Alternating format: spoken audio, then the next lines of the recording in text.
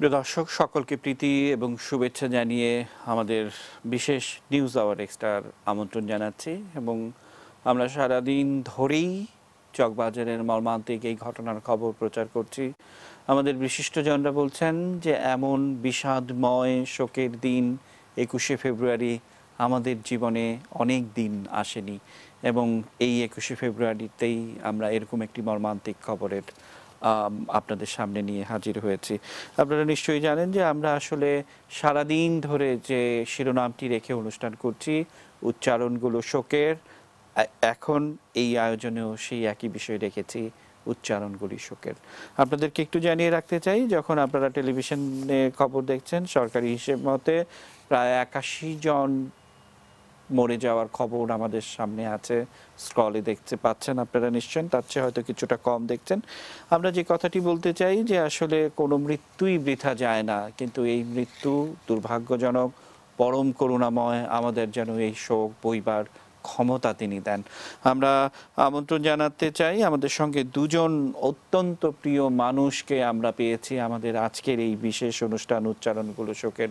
আমরা হয়তো একটু অন্যভাবে সাজিয়েছিলাম, আমরা হয়তো একটু পরিকল্পনা করেছিলাম যে ২১শে ফেব্রুয়ারিটা বিশ্বব্যাপী বাংলা ভাষা যেভাবে নানাভাবে ছড়িয়ে যাচ্ছে, নানাভাবে বাংলার জয় জয়াকার আমরা বিশ্বব্যাপী দেখি, সেটি তুলে ধরতে চেয়েছিলাম গানে, শিল্পে, কবিতায়, চলচ্চিত্রে। কিন্তু আমাদের কাছে মনে হয়েছে আজকে এই বিশাল প্রাণহানির পর যে আয়োজনই করি না কেন সেটি অসম্পূর্ণ থেকে থাকে যদি সেই সব মানুষদের আমরা শ্রদ্ধা না জানাই।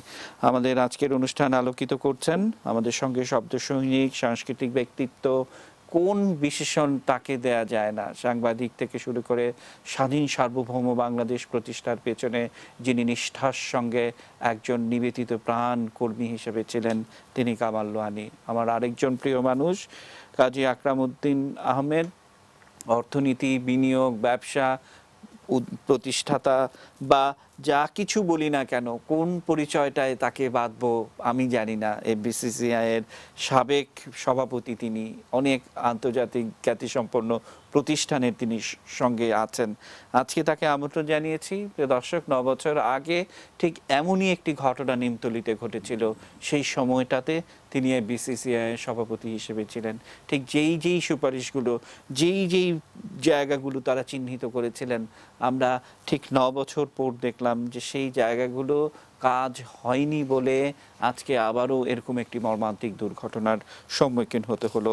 আকরাম উদ্দিন স্যার এবং কামাল লোহানী স্যার, আপনাদের দুজনকে প্রীতি শুভেচ্ছা জানিয়ে আমাদের আজকের অনুষ্ঠান শুরু করতে চাই।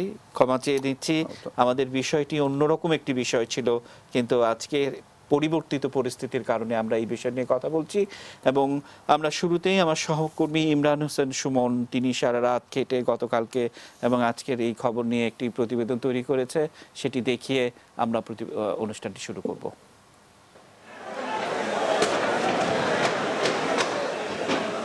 বুধবার রাতে পুরনো ঢাকার চকবাজারের চুরিহাট্টা নন্দকুমার দত্ত রোডের মোড়েই আকস্মিক আগুন।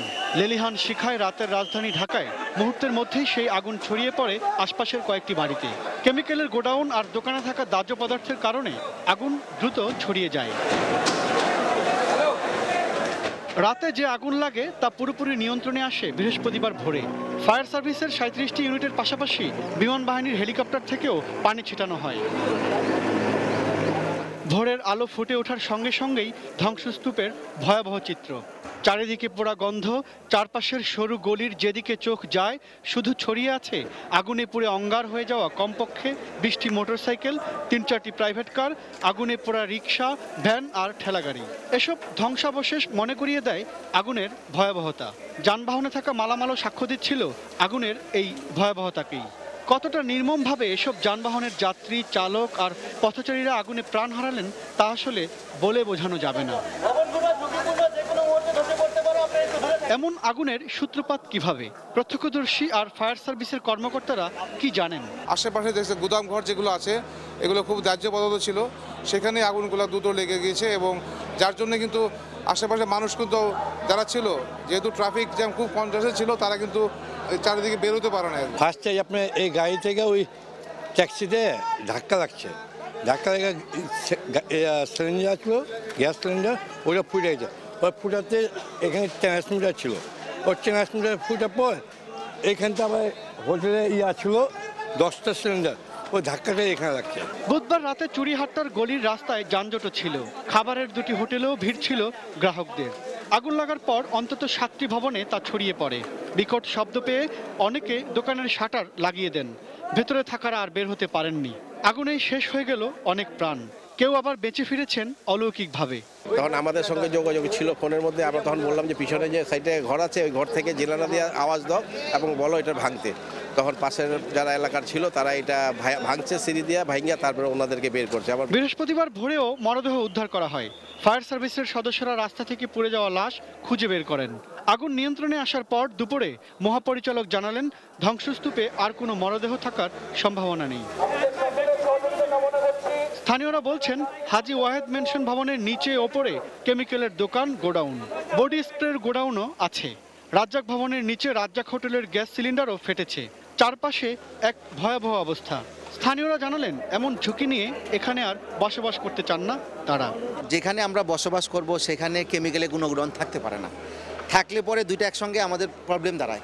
অগ্নিকাণ্ডে নিহতের পরিবার ও স্বজনদের আর্থিক সহায়তা দিচ্ছে সরকার। এসব সহায়তার পাশাপাশি তদন্ত কমিটিও গঠন করা হয়েছে কারণ অনুসন্ধানের জন্য। প্রায় 10 বছর আগে নিমতলির স্মরণকালের ভয়াবহ ট্র্যাজেডির পরও কিছু পরিকল্পনা নেওয়া হয়েছিল, তার বাস্তবায়ন কতদূর এগিয়েছে? কেমিক্যাল পল্লী করছি, এটা অলরেডি প্রজেক্ট হয়েছে, ওইখানে সব শিফট করার কথা, কিন্তু দুর্ভাগ্যবশত তো এত দ্রুত যে আবার আরেকটা ঘটনা ঘটবে এটা তো আমরা বুঝতে পারিনি। শুধু পুরনো ঢাকা নয়, গোটা রাজধানী হোক নিরাপদ, নগরবাসীর চাওয়াও তাই। এই দুর্ঘটনার পর আবারও কথা হবে পুরনো ঢাকার কেমিক্যাল দোকানের গোডাউন নিয়ে। এখান থেকে সরিয়ে ফেলার জন্য সরকারি প্রস্তাবনাও থাকবে, কিন্তু বাস্তবতা হচ্ছে সেটি আসলে কতটুকু কার্যকর হবে তা নিয়ে। এভাবেই কি সাধারণ মানুষ প্রাণ হারাতে থাকবে পুরনো ঢাকার আগুনে? Imran Hossain Suman, ATN news, Dhaka. আমরা সহকর্মী ইমরান হোসেন সুমনের প্রতিবেদনটি দেখলাম। আমি কামাল লোহানী আপনাকে দিয়ে শুরু করতে চাই যে আমরা চুরিহাট্টা, এটি একটি ছোট্ট একটি গ্রাম ছিল। আমরা মোগলদের সময় দেখি ঢাকার চিত্রে সেখানে সাপ্তাহিক হাট বসতো প্রতি শনিবার, পরবর্তীতে বুধবারও হাট বসতো। এই জায়গাটি কিন্তু এখন আজকের এই চকবাজার, এবং এই চকবাজারে আমরা যারা অর্থনীতি নিয়ে কাজ করি প্রায় প্রতিদিন 3,500 কোটি টাকারও বেশি মানি ট্রানজ্যাকশন হয় এই জায়গাটিতে। সমস্ত পাইকারি খুচরা ব্যবসায়ীরা আসেন। অর্থাৎ যে ভয়াবহতা আমরা দেখলাম, এই ভয়াবহতা কি হতেই থাকবে? এটা খুব দুঃখজনক। এইরকম মর্মান্তিক একটি ঘটনা 9 বছর আগে ঘটে গেলেও আমি মনে করি যে কেন ঘটবে। এটা 9 বছর আগে ঘটেছে, এটা আমরা জানি, কিন্তু তারপরেও এ ধরনের প্রিকশনস নেওয়া হবে না, এবং নেওয়া হলেও তার যে বাস্তবায়ন ঠিক মতো হচ্ছে না, এসব দিকটা তো অন্ততপক্ষে রাষ্ট্রের খেয়াল করা উচিত। তা না হলে এই যে 70, 80, 81 জন বলছেন যে মৃত্যুবরণ করেছেন, এই 81 জনকে 81 লাখ টাকা দেয়া হবে। যে 1 লাখ টাকার বিনিময়ে কি একটি জীবনের মূল্য নির্ধারণ করা যায়? এটা শুধুমাত্র তাদের পারিবারিক একটা সান্ত্বনার জন্য হয়তো বা দেয়া, কিন্তু তারপরেও আমাদের যে জিনিসটা প্রয়োজন সেটা হলো যে আমরা এ ধরনের যে অতীতের যে অভিজ্ঞতা আছে, যে অভিজ্ঞতার সঙ্গে অনেকগুলো পরামর্শ দেওয়া ছিল, যেগুলো বাস্তবায়নের মাধ্যমে এই ধরনের অগ্নিকাণ্ড ভবিষ্যতে যাতে না ঘটতে পারে তার পদ্ধতিগত একটা ছিল, বিবরণ ছিল, প্রস্তাব ছিল। সেইটা কেন আমরা জানি তো। এই চুরিহাট্টার ব্যাপার আজকের তো নয়, দীর্ঘকালের ব্যাপার, এবং এটা বাংলাদেশ পাকিস্তানের আমলেও দেখেছি এবং এই আমলেও দেখছি। এটা একটা ঐতিহাসিক জায়গা যেখানে দেশের বিভিন্ন অঞ্চল থেকে মানুষ আসেন, ব্যবসায়ীরা আসেন, তারা পাইকারি হারে জিনিসপত্র কেনার জন্য, এবং অনেকে খুচরা জিনিসপত্রও কিনতে আসেন। যারা পাইকারি হারে জিনিসপত্র নেওয়ার জন্য আসেন তারা অনেকেই ওই জায়গায় রাত কাটান। এই যে রাত কাটাতে যান তাদের এখন তো দেখছি যে সেই রাত কাটানোটা একটা বিরাট ঝুঁকির মধ্যে তাদের থাকতে হয়, এবং এর সমাধান না হলে আমরা কিন্তু ঘটনা একটার পর একটা ঘটতেই থাকবে এবং আমরা শুধু অনুধাবনই করতে থাকবো। এর কোনো মানে সাবধানতা অবলম্বন করে তার কোনো পদক্ষেপ গ্রহণ করা এবং সফলভাবে সেটা বাস্তবায়ন করা এটা করতে পারবো না। এখানে আমার মনে হয় যে সরকারের পক্ষ থেকে একেবারে সত্যি কথা বলতে কি আমি মনে হয় যেন যে এটা মার্শাল ল জারি করতে হবে, যে তো এই একেবারে এই জাতীয় কেমিক্যাল ব্যবহার করা, দাহ্য পদার্থ কোথাও ব্যবহার করা, এগুলো নিষেধাজ্ঞা জারি করতে হবে। বডি স্প্রে, গাদা গাদা বডি স্প্রে একটা বাড়িতে জমা থাকে, এটা কি করে থাকে, এটা তো আমাদের চিন্তা ভাবনা করা উচিত। আর ওই যে সিলিন্ডার থেকে গ্যাস ইয়ে হয়েছে, বিস্ফোরণ ঘটেছে, কেউ বলছেন যে জেনারেটর বিস্ফোরণ ঘটেছে, এগুলো নির্ণয় করতে হবে। নির্ণয় করে আমার মনে হয় যে সত্যিকার অর্থেই যে ঘটনাটা ঘটেছে সেটা নির্ণয় করার পর তার প্রতিরোধক যে ব্যবস্থা, সেই ব্যবস্থাটাকে আজকে সকালবেলায় যখন শুনছিলাম, ভোরবেলা আমি 5টার সময় যখন শুনছি, তখন শুনছি সেখানে ফায়ার ব্রিগেডের যিনি মহাপরিচালক তিনি বলছেন যে এত সরু গলি যে সেখান থেকে ভেতরে ফায়ার ব্রিগেডের কোনো গাড়ি যেতে পারে না, এবং লোকজনের ইয়েতে লোকজন খুব স্বাভাবিকভাবেই মানে দেখার জন্য উৎসুক হবেই যে কি হলো। অথবা এই লোকজনের মধ্যে থেকেও কিন্তু অনেকেই স্বেচ্ছাসেবকের কাজও করেন। আমরা যতটুকু আমাদের হাতে আমাদের প্রতিবেদকরা আছেন জানিয়েছেন যে প্রায় পুরনো কারাগারের ভেতরের যে পুকুরটি আছে সেই পুকুর থেকে প্রায় আরো 2.5 কিলোমিটার পাইপ দিয়ে টেনে পানি দিতে হয়েছে সেই ঘটনায়। এবং আপনারা নিশ্চয়ই জানেন গতকাল রাত 10:30টায় এই ঘটনাটি ঘটার পর একেবারে 11:30 থেকে রাত 2টো পর্যন্ত আগুন পুরো আয়ত্তের বাইরে চলে যায়। আজকে ভোরের আলো ফোটার কিছুক্ষণ আগে আগুন কিছুটা নিয়ন্ত্রণ আসে, পরে 8টা, 8:30, 8:45টার দিকে আগুন পুরোপুরি নিয়ন্ত্রণে আসে। আমি আকরাম ভাইয়ের কাছে যেতে চাই, কারণ স্যার এই বিষয়গুলো নিয়ে অনেক কাজ করেছেন, বিশেষ করে এই BCCI এর যখন সভাপতি তারা ছিলেন তখন সেই মুহূর্তে 38 দফা একটা সুপারিশ ছিল যে সেটি বেশ তদন্ত করে, কিন্তু তার আগে আমরা একজন মা তার সন্তানকে তিনি খুঁজতে ঢাকা মেডিকেল কলেজ বার্ন ইউনিটে এসেছিলেন, মর্গে এসেছিলেন, আমাদের সহকর্মী মনি সাহা সেখানে ছিলেন, এবং সেই মা তার ছেলেকে খুঁজে পাননি, হয়তো পাবেন কিনা আমরা জানি না, কিন্তু সেই ছেলে মাকে প্রায় বলতো যে তাকে টেলিভিশনে দেখাবে।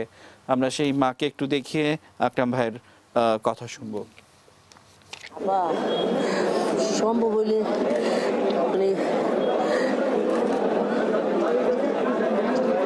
মানে কোনো জায়গায় মনে হয় যে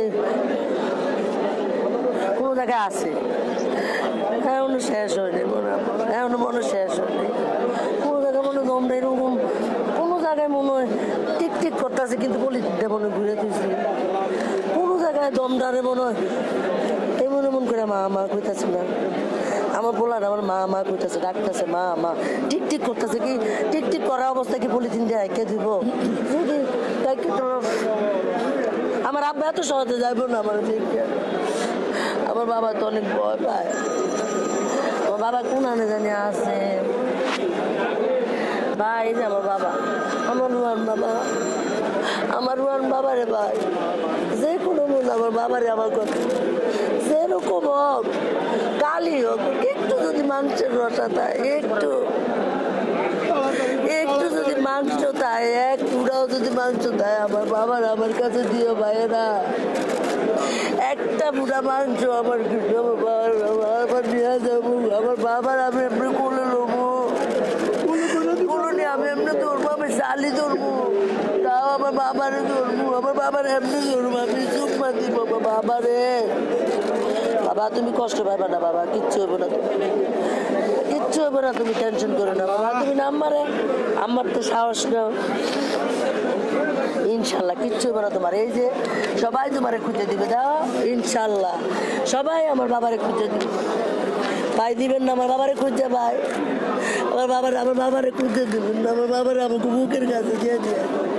কত মানুষ কোন জায়গা না, কোন গলায় না, কোন সরায় দেয় আগে আমার বাবার একটু দিয়ে ব্যবস্থা রাখবে, আমার বাবার একটু আমার বাবার একটু দেন না। আমরা সারাদিন ধরে এ ধরনের খবর আপনাদের সামনে দেখাচ্ছি এবং পরম করুণাময়ের কাছে প্রার্থনা করছি তিনি যেন বাংলাদেশকে এই শোক বইবার ক্ষমতা তিনি দেন। আকরাম ভাই, আপনার কাছে আসতে চাই, 38 দফা সুপারিশ আপনারা করেছিলেন, সেগুলো বাস্তবায়নের জন্য দিন রাত সে সময়ে আপনারা ছুটে বেরিয়েছেন এবং সেই সময়টিতে আপনি যখন বিসিসিআই এর সভাপতি ছিলেন, আমার খুব মনে আছে প্রায়শই দিন আপনি ফোন করে বলতেন যে আজকে এই কাজ হচ্ছে, আপনারাও চলে গেলেন, ঠিক সেই উদ্যোগগুলো থেমে গেল কেন?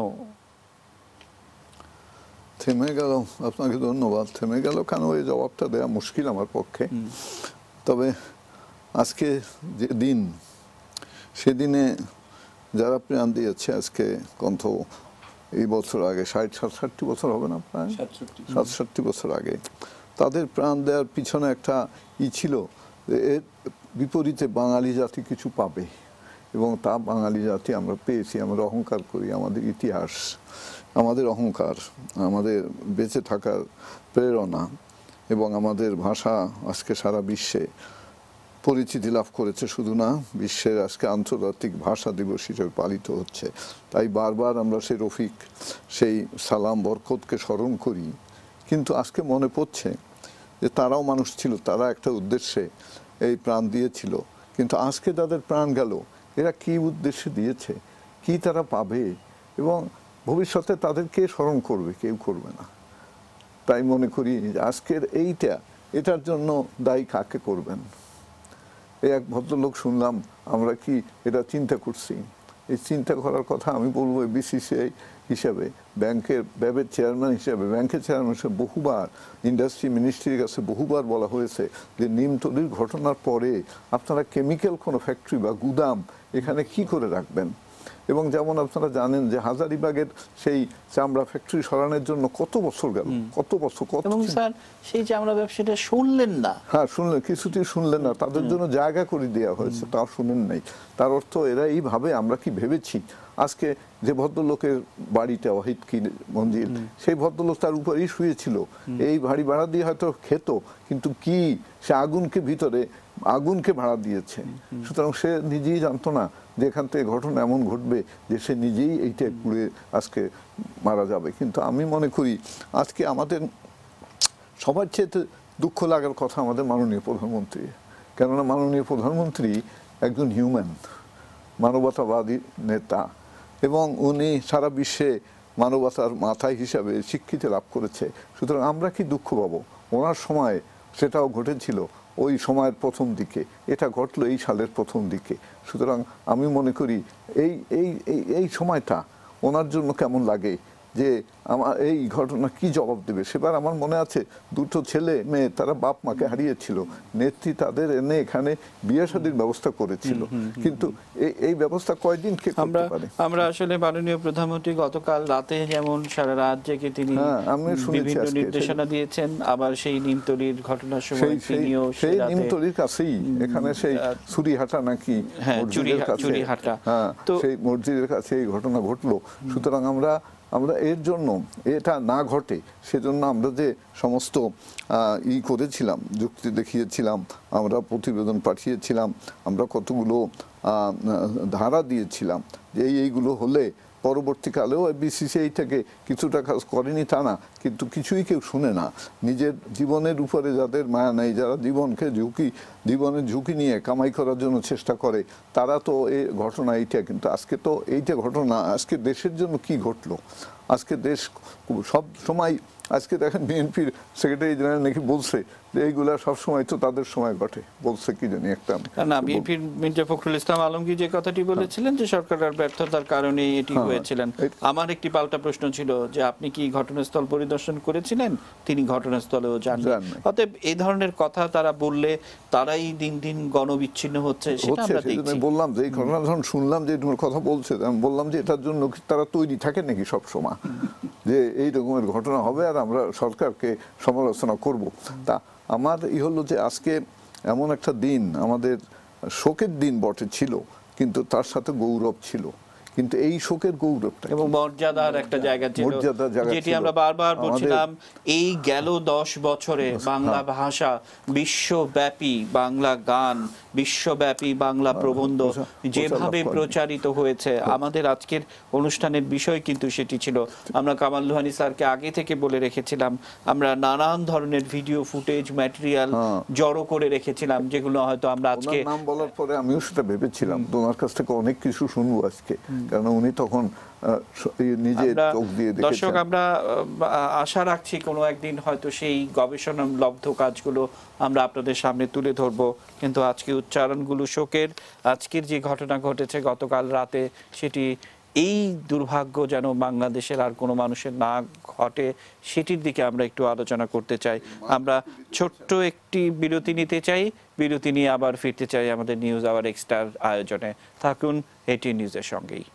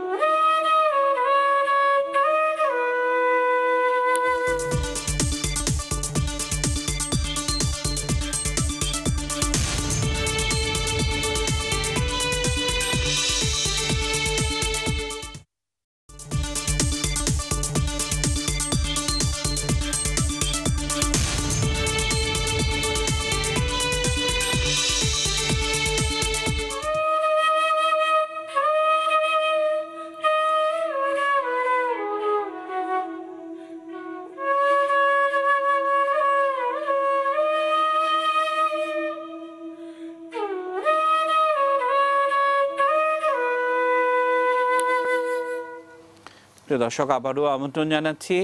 আবারও একটু আপনাদেরকে মনে করিয়ে দিতে চাই যে চকবাজার সম্পর্কে যারা জানেন, সেই জায়গাটিতে একেবারে ভোর থেকে সারা রাত, ভোর রাত পর্যন্ত অতি সাধারণ মানুষের কিছু আনাগোনা হয়। কেউ হয়তো ভ্যান নিয়ে আসেন, কেউ সবজি নিয়ে আসেন, কেউ তরিতরকারি নিয়ে আসেন। অতি সাধারণ মানুষ, ব্যাপক অর্থনৈতিক কর্মযজ্ঞর মাঝে যে ছোট ছোট ক্ষুদে ব্যবসায়ীরা আছেন, তারা কিন্তু কর্মচঞ্চল্যকে আরও বাড়িয়ে তোলেন। আমাদের মুন্নি সাহা বিশেষ প্রতিনিধি, তিনি ঢাকা মেডিকেল কলেজের সামনে থেকে ইসাক, যিনি একজন ভ্যান চালক, তার বোন তার ভাইকে খুঁজতে এসেছিলেন। আমরা সেটি একটু দেখে কামাল লোহানীর কথা শুনব।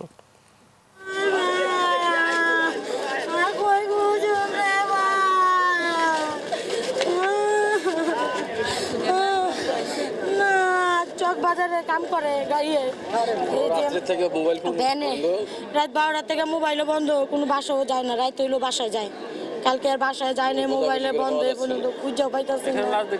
সব জায়গায় খুঁজছি, পাই না। আসছি তো সকালবেলা 7টা থেকে খুঁজতেছি, পাইতেছি না আমার বাইরে। হ্যাঁ দেখছি, চিনা জানা তো পুরা ছাই হয়ে গেছে গা, চিনা জানা মানে ইয়ে হয়ে গেছে গা, তারপর পাইতেছি না। হ্যাঁ চিনা জানা সবাই দিই, আমার বাইরে দেই না। দুইটা বাচ্চা ছোট ছোট, ইসাক ভ্যান চালায়। আগে লোক কষাই কাম করতো, এখন ভ্যান চালায়। ভ্যান চালক সে চকবাজারে ছিল। হ্যাঁ হ্যাঁ, কালকে আমার সাথে কথা হয়েছে 9টা বাজে। বলছে আমি চকে আছি, অনেক ভিড়। তখন আগুন লাগে নাই, তখন অনেক ভিড় ছিল। তখন বলতেছে বোন ডাকো, আমি পরে তোমার সাথে কথা বলি। এরপরে তো আমার ভাই আর কোনো কথাই করে না, ফোনে দেয় না, মোবাইল বন্ধ। আমার ভাই রাইতেরও বাসা যায়, কালকা যায় না আমার ভাই।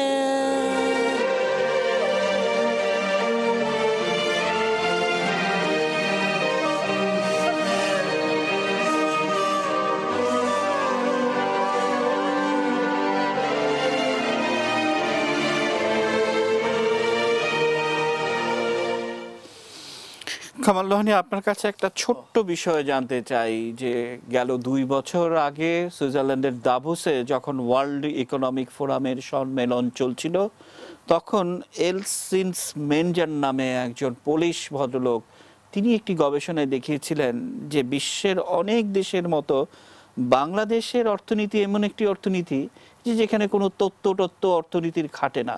কেন কাটে না? তার কারণ হচ্ছে যে অতি সাধারণ মানুষ এখানে এতটাই কর্মক্ষম, এতটাই ভাইব্রেন্ট যে ওই অর্থনীতির কেতাবি পণ্ডিতদের তারা কখনো তাদের চোখে দেখেন না।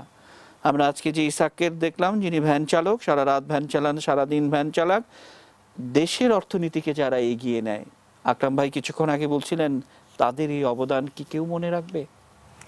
আসলে এই যে এটার মানে যারা আজকে প্রাণ হারালেন, এদের আমার মনে হয় যে কটি মানুষ প্রাণ দিলেন তারা প্রত্যেকেই এমন খাটিয়ে মানুষ, দিন রাত ধরে যারা খাটেন আমাদের কল্যাণের জন্যে এবং আমাদের অর্থনীতির সমৃদ্ধির জন্যে।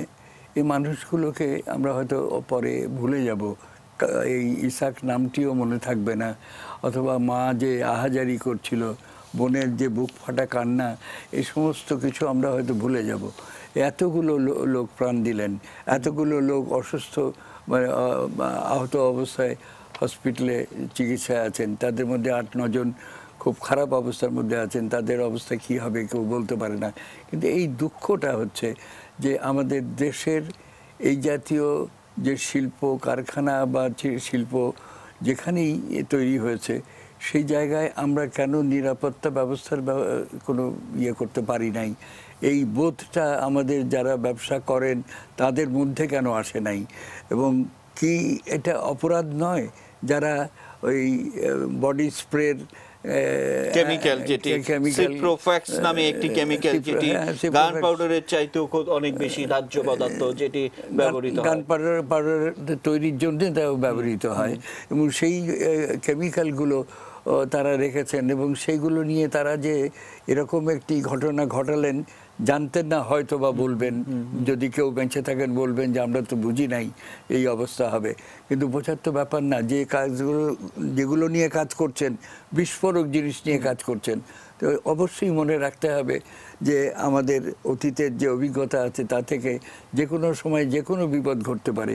এখানে তো অপরাধী তারাই যারা এই কাজগুলো করেছেন, এবং হ্যাঁ আপনি তদন্ত করে আমাদের বের করতে হবে কি করে লেগেছে, কি করে এটা ছড়িয়ে গেল, এগুলো সব ঠিক আছে। কিন্তু তারপরেও ব্যক্তিগতভাবে মনে করি আমি যে এই যে লোকগুলো যারা ইনভলভ ছিলেন এর ভেতরে, তাদেরও তো কিছু সচেতনতার ব্যাপার আছে।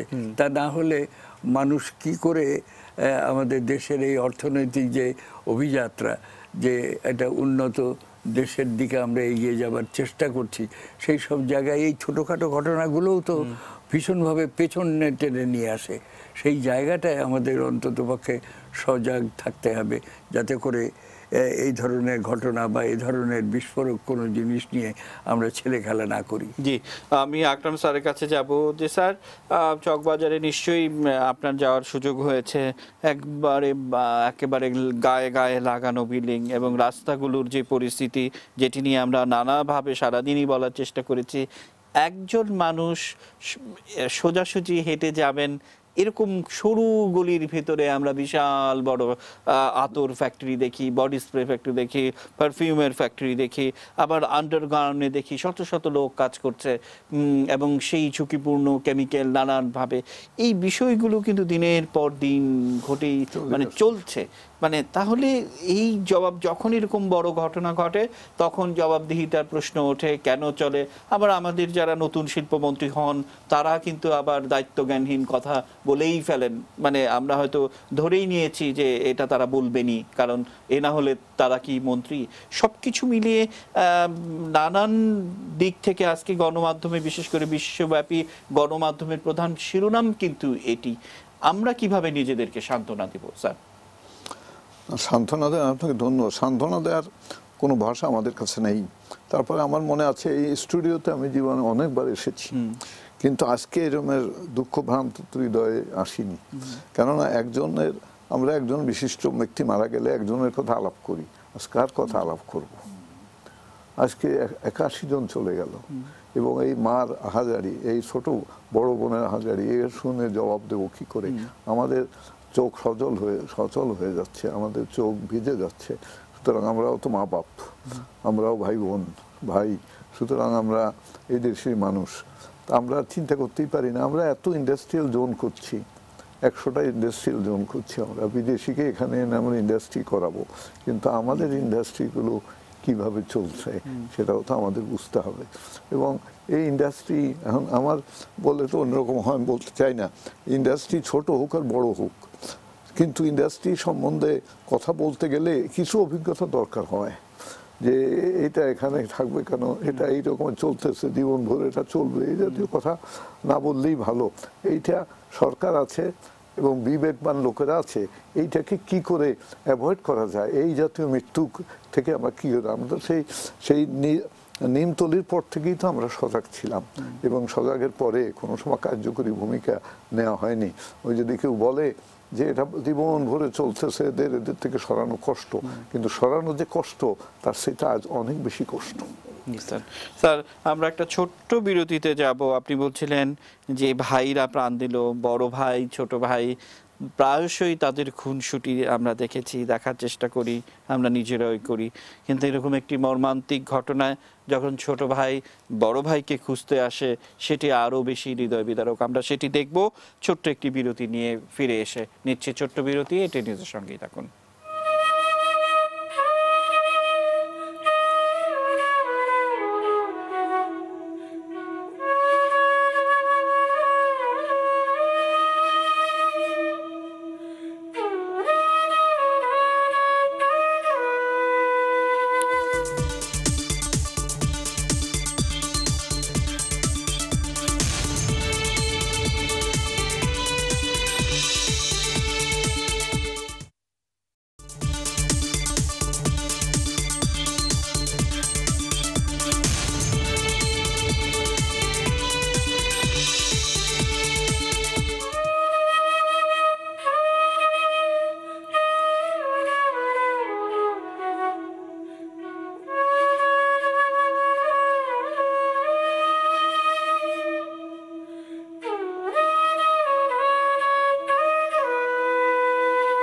আমরা একেবারে শেষ পর্যায়ে রয়েছি, আমরা দুজনেই একবার করে বলার সুযোগ পাবো।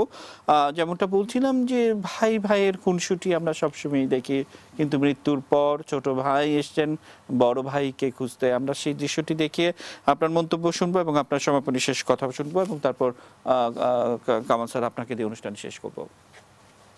ঢাকা বইয়ে লেখাপড়া করাইছে আমার বাইরে, বাকরগঞ্জ পাদিশিবপুর থেকে মেট্রিক পাস করে আইয়ার পর ঢাকাতে আমি সিটি কলেজে সরোয়ার্দী কলেজ দিয়ে আগে পাস করছে, সিটি কলেজ দিয়ে বিবিএ কমপ্লিট করছে, জাহাঙ্গীরনগর বিশ্ববিদ্যালয় আবার এমবিএ। বাসায় চিকিৎসার জন্য গেছিল,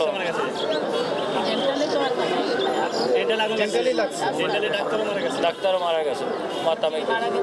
স্যার নাম হইলে কাজী এনামুল। বাবা মায়ের কি দিব, বাবা মায়ের দেশে, বাবা মায়ের কাছে কি লই যাবো আমি নিজেও করতেই না।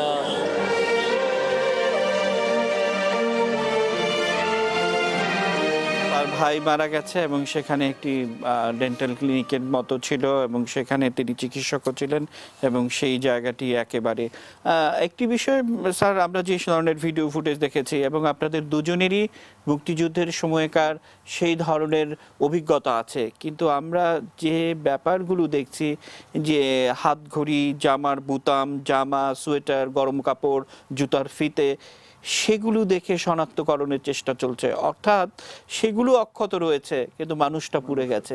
কি ধরনের দাহ্য পদার্থ থাকলে এরকমটা হতে পারে? একেবারে ঠিক যেমনটা বলছিলাম যে গান পাউডারের উপাদান, সব কিছু মিলে সেই পুরনো কথা, আপনার সময়কার 38 দফা সুপারিশ, সেই সুপারিশকে নতুন করে আবার বাস্তবায়ন কতটা জরুরি?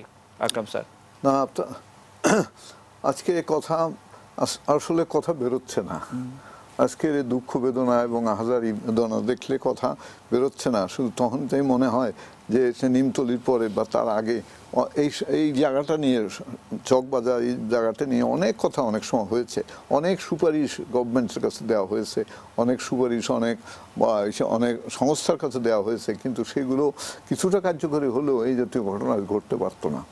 কিন্তু এই ঘটনা যারা বলে এরকম ঘটনা হতেই পারে, তাদের যা কর্তব্য সে কর্তব্য করা উচিত, কিন্তু সেই কর্তব্য আমরা করতে পারি নেই বলে আমরা আজকে ওই যে একটা কথা একটু আগে বলেছিলাম যে ভাষা আন্দোলনে যারা শহীদ হয়েছিল তারা চিন্তা করেছিল ভাষাকে বাঁচিয়ে রাখতে হবে, জীবন দিতে হলেও দেব। ঠিক স্বাধীনতা যুদ্ধে যারা প্রাণ দিয়েছে 30 লক্ষ মানুষ, তারা একটাই উদ্দেশ্য ছিল দেশ স্বাধীন হবে।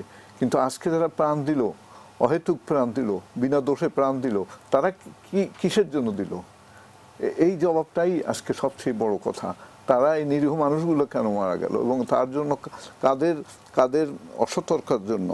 এবং আমি বলতে চাই যে ওই অঞ্চলের মানুষকে বোঝানোর চেষ্টা তো আমাদেরই আগে থেকেই। কেউ যদি বলে এই মানুষরা এখানে থাকে, তাদের সেইটা বাস্তবতা বোঝানোর জন্যই যে আজকে এই করতেছো, ছেলে মেয়ে ভাই বোন যখন মারা যাবে তখন তোমরা বুঝতে পারবে যে কি ঘটনা। আসলে লোভের কাছে ওই যুক্তি মানে না, সেই জন্যই বলছি। তাই আমরা বলতে চাই যে আমরা যতই শিল্প অঞ্চল করি না কেন, এদের সরানোর জন্য, এদের অন্য জায়গা ব্যবস্থা করার জন্য, অন্য জায়গা বাসস্থানের ব্যবস্থা করার জন্য ব্যবস্থা করা উচিত। কেননা আমি জগন্নাথ কলেজে পড়েছি 56-60 বছর আগে, তখন ওই চকবাজারের ভিতর দিয়ে ওই যে উর্দু রোড দিয়ে বাস আসতো। আমি নিউ মার্কেট থেকে উঠতাম, উর্দু রোড দিয়ে বাস এসে জগন্নাথ সদরঘাটে নামতাম, ওখানে জগন্নাথ কলেজে আসতাম। সুতরাং আমার কাছে আছে, মনে আছে। এবার আমার ব্যাংকেরও ব্রাঞ্চ আছে ওখানে দুটো। আমি জানি যে কি গলি, চিন্তা করা, নিজে হাঁটতে গেলেই মনে হয় দুপুর থেকে কিছু গায়ের উপর পড়বে, এইরকমই মনে হয়। সেই জায়গায় মানুষ বসবাস করছে, কিন্তু এর জন্য দায়ী কি খালি তারাই? এইটা দেখে তো আমাদেরও কিছু করা উচিত। তা আমার আজকে একটাই মনে হচ্ছে যে যাদের স্বজন গিয়েছে তারা তো দুঃখ কষ্ট পাবে না, সারা জীবন তারা ভুগবে। কিন্তু আজকে এই ঘটনার জন্য সবচেয়ে বেশি যাকে দুঃখ দেওয়া হয়েছে সেটা আমার মনে হয় আমাদের মাননীয় প্রধানমন্ত্রী, যাকে সবচেয়ে বেশি দুঃখ দেওয়া হয়েছে। কেননা উনি অত্যন্ত সে মানে কি বলবো, বেদনা যাকে অত্যন্ত আঘাত করে এবং মানুষের দুঃখ দেখলে যিনি সবচেয়ে দুঃখিত হন।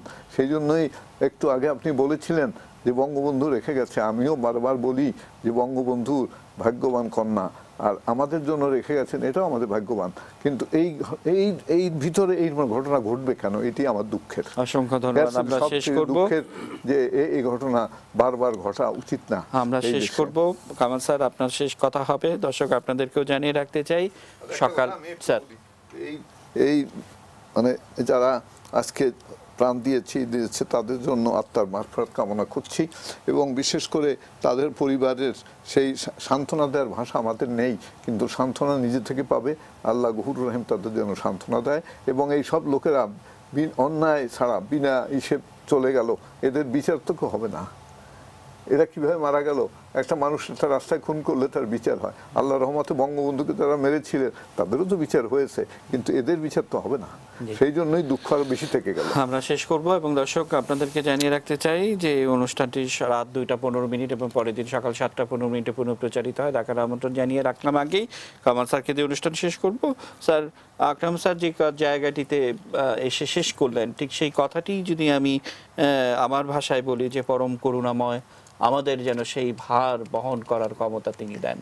না, ভার বহন করার ক্ষমতা অবশ্যই দেবেন হয়তো, কিন্তু আমরা কতটা ভার বহন করতে পারবো এবং কতদিন এই ভার বহন করব, এই যে করতে হবে আমাদের, এইটা আমাদের কাছে আজকে প্রশ্ন হয়ে দেখা দিয়েছে যে এই ধরনের অপরাধ একটার পর একটা ঘটতে থাকবে আর আমরা ভার বহন করব, শোকের মাতন শুনতে থাকবো, আহাজারি শুনবো, কান্নাকাটি শুনবো, তারপরে আবার নিশ্চুপ হয়ে যাব। এই যে আকরাম ভাইরা যে FBCCI থেকে 38 দফা যে দিয়েছিলেন, সুপারিশটা তো শিল্প মন্ত্রণালয়, বিভিন্ন সংশ্লিষ্ট মন্ত্রণালয়কে দিয়েছেন।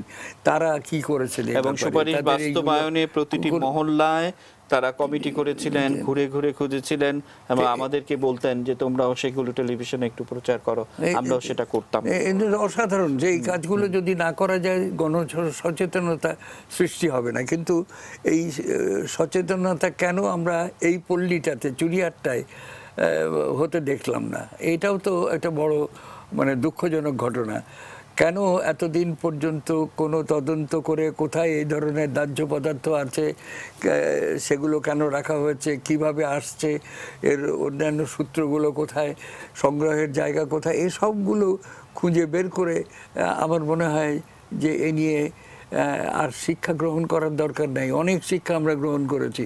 নিমতলির পর চুরিহাটটা হলো, এবং তারপরে তৃতীয়বার আর যেন না হয় সেই দিকটা অন্তত পক্ষে রাষ্ট্রের পক্ষ থেকে আমার মনে হয় যে একটা প্রণিধানযোগ্য একটি পদক্ষেপ গ্রহণ করা উচিত, যাতে করে আমরা এই মৃত্যুর লাশ বহন থেকে বেঁচে যেতে পারি। জি, অসংখ্য ধন্যবাদ আপনাদের দুজনকে। আবারও শুভেচ্ছা অভিনন্দন জানিয়ে আমাদের আজকের বিশেষ আয়োজন উচ্চারণগুলো শোকের শেষ করতে চাই। দর্শক, এই ছিল আমাদের আজকের আয়োজন।